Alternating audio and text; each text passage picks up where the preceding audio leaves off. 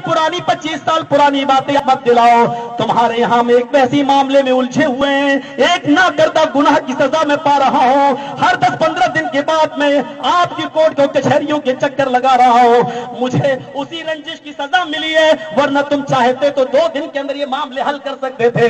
मुझे अच्छी तरह मालूम है, मुझसे जेल में जो मिलने आया मैं उनको भी जानता हूँ, जो नहीं मिलने आया मैं उनको भी जानता हूँ, जिसने मेरे खिलाफ आर्टिकल लिखे मैं उनको भी जानता हूँ। मुझे अच्छी तरीके से मालूम है, मेरी बीवी मुझसे मिलने आती थी, मेरी माँ मुझसे मिलने आती थी। पठानी टोले के लोगों तुम यहाँ मौजूद होगे, मैं सबको बुरा नहीं कहता हूँ। पठानी टोले के एक आदमी का तार भी इस रंजिश और साजिश में शामिल है। उसने भी हमको जेल तक पहुंचाने की कोशिश की है, आप समझ गए होंगे। इतना याद रखना, मैं 4 महीने जेल के अंदर जिस पोजीशन में रहा और मेरी माँ तहज्जुद पढ़ पढ़कर मुसल्ले पर रोती रही, मेरी माँ के आंखों से गिरने वाला एक एक आंसू तुमसे इंतकाम लेगा, एक एक आंसू तुम्हारे ऊपर कहर बनकर टूटेगा।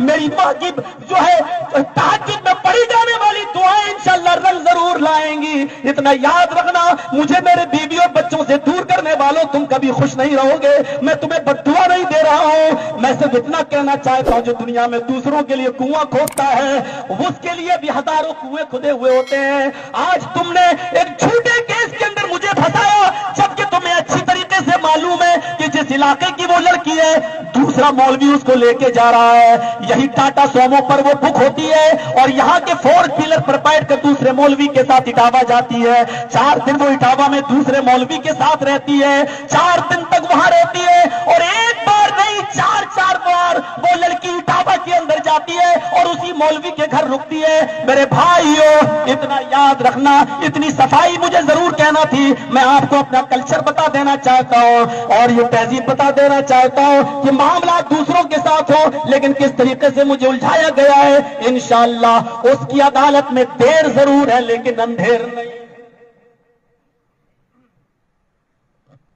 इतना कहना था और कहूंगा, क्यों नहीं कहूं। आर्टिकल तुम लिखो, मुजरिम को सजा मिलनी ही चाहिए, बाद में डिलीट करो, मुझे सब मालूम है। लेकिन चलिए मेरे प्यारे साथियों, इतनी सी बात कहकर अब हम बात को आगे बढ़ाते हैं। मुझे बताओ किस बात पर रंजिश है तुम्हारी? अल्लाह के नबी सल्लल्लाहु अलैहि वसल्लम तो काफिरों से भी सुलह कर रहे हैं, हम काफिर तो नहीं हैं, हम मुशरिक तो नहीं हैं। और हजारों बुराइयां मेरे अंदर पाई जाएं, लेकिन ये हमारी जमात के लोग जानते हैं, ये उलमा जानते हैं कि हजारों बुराइयां हो सकती हैं, लेकिन मौलवी जर्जीस ने कभी तौहीद के साथ कहीं पर भी कंप्रोमाइज नहीं किया है, किसी स्टेज पर कंप्रोमाइज नहीं किया है। तौहीद के साथ मैंने कभी कोई समझौता नहीं किया है, स्टेज कोई भी रहा हो, लेकिन कभी भी मैंने अपने मकतब फिक्र और अपने मसलक के ऊपर आंच नहीं आने दी है। ये सब लोग जानते हैं इस बात को। सुलह के लिए दरवाजे खुले हैं। अल्लाह के नबी सल्लल्लाहु अलैहि वसल्लम ने उस हजरे अस्वद को, जो एक सैलाब का शिकार हो गया था और खाने काबा ढह गया था, तो अल्लाह के रसूल उस वक्त नबी नहीं बने थे, उस पत्थर को एक चादर पर रखा गया और सारे कबीलों के सरदार से वो चादर उठवाई गई और आपने उस पत्थर को उठाकर अपनी जगह पर रख दिया। उस मौके पर भी सुलह किया था आपने और सारे लोगों को खुश करने की कोशिश की थी जब आप नबी नहीं बने थे। तो मेरे प्यारे साथियों, सुलह के खातिर आपने अपना नाम कटवा दिया, अपना नाम। ये सीखो, मोहम्मद रसूलुल्लाह से बढ़कर तो कोई नहीं हो सकता है। उस्वा, नमूना पूरी जिंदगी में। आइए, अबू जुंदल को भी वापस कर रहे हैं, सहाबा की गैरत ललकार रही है। नहीं, अल्लाह के नबी हमें मरना गवारा है, लेकिन इतना दबकर समझौता करना गवारा नहीं।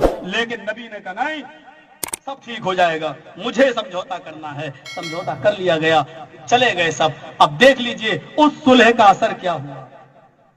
देख लीजिए, वक्ती तौर पर थोड़ी सी हार थी हमारी, लेकिन उस सुलह का असर यह हुआ कि पूरा मक्का कुछ ही दिनों के अंदर मोहम्मद रसूलुल्लाह के ज़ेर इक़्तिदार आ गया। पूरे मक्के पर मोहम्मद रसूलुल्लाह सल्लल्लाहु अलैहि वसल्लम की हुकूमत छा गई और अल्लाह के रसूल 10,000 सहाबा के साथ फातिहाना मक्के के अंदर दाखिल होते हैं।